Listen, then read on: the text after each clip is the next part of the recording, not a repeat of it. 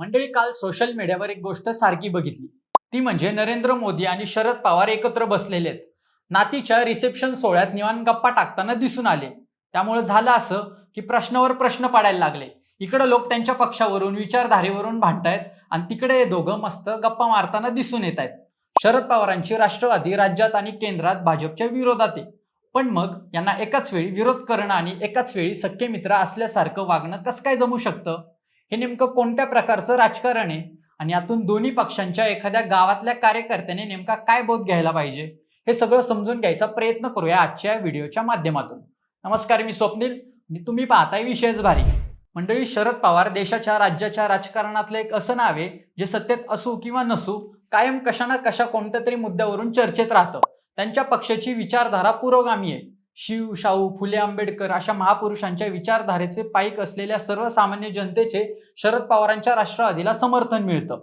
आणि याच्या अगदी विरोधी विचारधारा आहे भारतीय जनता पार्टीची.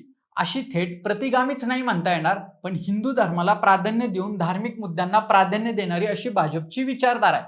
बरं, चला, त्यांनी ठेवली तशी थोड्या वेळासाठी आपण ही विचारधारा बाजूला ठेवू. पण निवडणुकीच्या वेळी हे दोन पक्ष एकमेकांच्या विरोधात छड्डू ठोकून उभे ठाकतात. एकमेकांवर अगदी खालच्या पातळीवर जाऊन टीका करतात.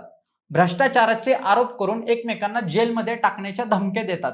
हे एकमेकांवर टीका करतात म्हणूनच यांचे कार्यकर्ते त्यांच्यात भांडणं करताना दिसून येतात आणि आयुष्यभराची दुश्मनी घेतात. आणि काही दिवसांनी निवडणुकीचा निकाल लागला तेव्हा हे नेते काय करतात? सरकार स्थापनेसाठी थेट विरोधी विचारधारेच्या पक्षासोबत एकत्र येतात आणि समर्थक जनतेला कन्फ्यूज करतात. 2014ला भाजपा आणि शिवसेनेने बहुमत मिळवलं तेव्हा शरद पवारांनी मध्येच भाजपला बाहेरून पाठिंबा देण्याचं वक्तव्य करून मोठा बॉम्ब फोडला होता. त्यानंतर 2019 मध्ये शिवसेनेसोबत एकत्र येऊन महाविकास आघाडी स्थापन केली आणि उद्धव ठाकरेंना मुख्यमंत्री करून भाजपला बहुमत असूनही विरोधी बाकावर बसवलं. त्यानंतर भाजपने शिवसेनेचा आणि राष्ट्रवादीचा थेट गेम केला, तो विषय वेगळा आहे. पण आता अलीकडच्या काळात शरद पवारांच्या वेगळ्याच हालचाली पाहायला मिळत आहेत.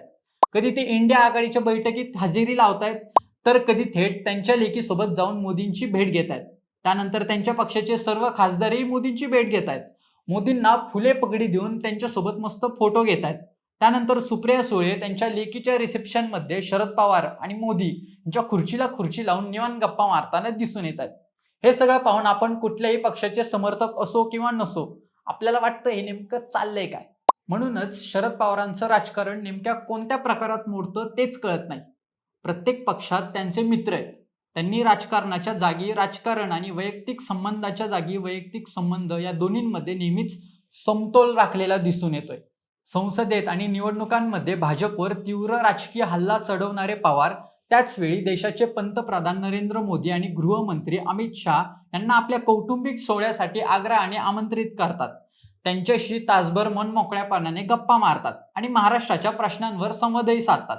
मंडळी, रेवती सुळे यांच्या दिल्लीतील रिसेप्शनला पंतप्रधान नरेंद्र मोदी, गृहमंत्री अमित शहा, काँग्रेस नेत्या सोनिया गांधी आणि विरोधी पक्षनेते राहुल गांधी हे सगळे एकत्र आलेले होते. व्यासपीठावर राजकीय मतभेद बाजूला ठेवून पंतप्रधान मोदींनी पवारांच्या शेजारी बसून त्यांच्या प्रकृतीची चौकशी केली आणि त्यांच्या ऊर्जेचं कौतुक केलं. राजकारणात विचारांचा आणि धोरणांचा विरोध असावा, पण व्यक्तीशी किंवा कौटुंबिक संबंधात वैर नसावं, ही पवारांची सुरुवातीपासूनची स्पष्ट भूमिका राहिली. रिसेप्शन पूर्वी सुप्रिया सुळे आणि राष्ट्रवादीच्या खासदारांनी पंतप्रधान मोदींची भेट घेतलेली होती. या भेटीत मतदारसंघातील प्रश्न, शेतकऱ्यांच्या अडचणी आणि स्थानिक प्रकल्प मांडले गेले. विरोधक म्हणून सरकारला धारेवर धरणं किंवा गरज पडल्यास राज्यातील देशातील कामांसाठी थेट पंतप्रधानांपर्यंत पोहोचणं, या दोन्ही गोष्टी ते एकाच वेळी लीलया सांभाळतात.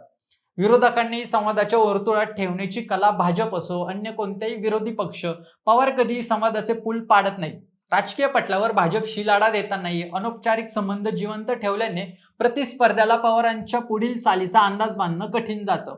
या कौटुंबिक भेटीमुळे राजकीय वर्तुळात अनेकदा चर्चेचे बांध फुटले, ज्याचा थेट किंवा अप्रत्यक्ष राजकीय फायदा पवारांना आपले वजन टिकून ठेवण्यात आलेला आहे. म्हणजेच पवारांच्या रणनीतीचा राजकीय विरोध कधी संवादाचे दरवाजे बंद करत नाही, कायम उघडे ठेवतो. महाराष्ट्राच्या राजकारणात बाळासाहेब ठाकरे, अटल बिहारी वाजपेयी आणि शरद पवार यांच्या काळात वैयक्तिक मैत्री, राजकीय विरोध वेगळा ठेवण्याची संस्कृती होती. दिल्लीतील या सोहळ्यात आमदार रोहित पवार, योगेंद्र पवार यांच्यासह संपूर्ण कुटुंबाची पंतप्रधान मोदींशी झालेली भेट ही याच राजकीय संस्कृतीची झलक मानली जाते. पवारांच्या राजकारणाचं खरं कौशल्य याच ठिकाणी आहे.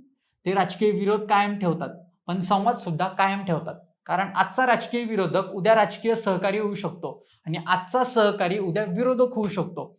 महाराष्ट्राच्या राजकारणात गेल्या काही वर्षात हे अनेक वेळा पाहायला मिळाले. त्यामुळं शरद पवारांचं भाजपला विरोध करणं आणि भाजपसोबत संवाद साधणं हे कुठलंही दुटप्पी पण नसून ते त्यांच्या व्यावहारिक, लवचिक आणि मुत्सद्दी राजकारणाचा भाग आहे. निवडणुकांच्या मैदानात कडक विरोध आणि कौटुंबिक आणि विकासाच्या मंचावर सुसंवाद हीच त्यांची 50 वर्षाहून अधिक काळाची राजकीय शैली आहे. आणि गाव, तालुका, जिल्हा, राज्य पातळीवरच्या सगळ्या पक्षांच्या समर्थकांनी, कार्यकर्त्यांनी आणि पदाधिकाऱ्यांनी त्यांच्या पक्षप्रमुखांच्या या वागण्यातून हीच शिकवण घेतली पाहिजे. छोट्याशा राजकीय वादामुळे जन्मभराची दुश्मनी घेणाऱ्यांनी राजकीय वाद त्याच्या ठिकाणी आणि वैयक्तिक संबंध त्याच्या ठिकाणी हे सूत्र शिकून घेतलं पाहिजे. तुम्हाला याबद्दल काय वाटतंय? शरद पवारांची राजकारणाची पद्धत तुम्हाला पटते की नाही ते आम्हाला कमेंट करून नक्की सांगा. सोबतच आमच्या विशेष भारीचे YouTube चॅनलला सबस्क्राईब करायला विसरू नका. धन्यवाद.